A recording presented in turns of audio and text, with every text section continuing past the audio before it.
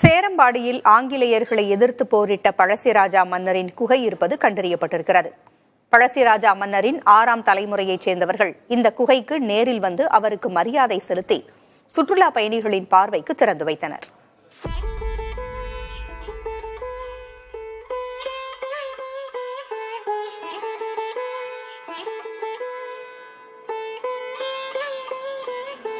கேரளாவின் வடக்கு மாகாணமான கண்ணூர் மாவட்டத்தில் உள்ள கூத்துப்பரம்பு பகுதியில் அமைந்துள்ள கோட்டயம் மற்றும் மலபார் பகுதியின் மன்னராக 1753 ஆட்சி புரிந்தவர் பழசிராஜா. நீலகிரி மாவட்டத்தின் முதுமலை, நெலாக்கோட்டை, ஸ்ரீமதுரை, சேரம்பாடி மற்றும் மசினகுடி இவற்றுடன் கண்ணூர் மற்றும் வயநாடு மாவட்டத்தின் தலச்சேரி உள்ளிட்ட பகுதிகளை உள்ளடக்கி கோட்டயம் மண்டலமாக இருந்தது. ஆங்கிலேய அரசின் வரி வசூலுக்கு எதிராக குரல் கொடுத்ததுடன் ஆங்கில பிரிவினைவாத ஏகாதிபத்தியத்திற்கு எதிராக போராடியதால் மக்கள் இவருக்கு ஆதரவு அளித்தனர். பிரிட்டிஷ் படைகள் இவரின் கோட்டயம் அரண்மனையை சுற்றி வளைத்தபோது அங்கிருந்து வயநாடு மலைப்பகுதிகளுக்கு இடம்பெயர்ந்தார். 1799 வயநாடு பகுதிகளை தமது ஆளுகையின் கீழ் கொண்டு வந்தார். தொடர்ந்து பழசிராஜா தனது வீரர்களுடன் வனங்களில் தங்கி போர் புரிந்தார்.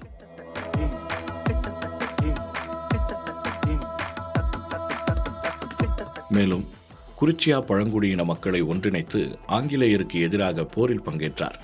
அப்போது குறும்பா மற்றும் பனியர் பழங்குடியின மக்கள் ஆதரவு கொடுத்ததுடன் வீரர்களுக்கு தேவையான உணவு மற்றும் தங்கும் இடங்களை தயார்படுத்தி கொடுத்தனர். பந்தலூர் அருகே கோட்டமலை மற்றும் நெலாக்கோட்டை பகுதிகளில் குகைகள் அமைத்து அதில் தனது படைகளுடன் தங்கியிருந்து ஆங்கிலேயருக்கு எதிராக கொரில்லா போர் தொடுத்தவர் பழசிராஜா. அதில் ஒரு குகை தற்போது கண்டுபிடிக்கப்பட்டுள்ளது.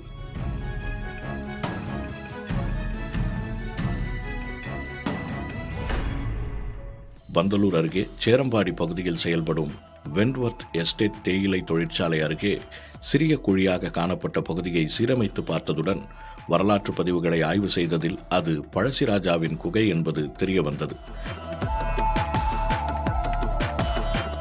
இந்த குகையினை பழசிராஜாவின் கொள்ளுப்பேத்தி கொச்சு தம்புராட்டி சுபாவர்மாவும் அவரது கணவர் டாக்டர் கிஷோரும் நேரில் பார்த்து இதனை திறந்து வைத்து பழசிராஜாவின் படத்திற்கு அஞ்சலி செலுத்தினர்.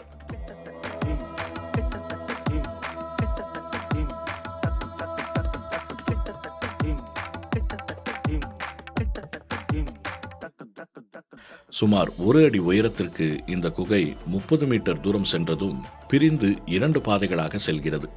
தற்போது குகையின் உள்பகுதியில் இருந்த புதர்கள் அகற்றப்பட்டு பார்வையாளர்கள் செல்லும் அளவிற்கு சீரமைக்கப்பட்டுள்ளது. புதிய தலைமுறைக்காக செய்தியாளர் மகேஸ்வரன்.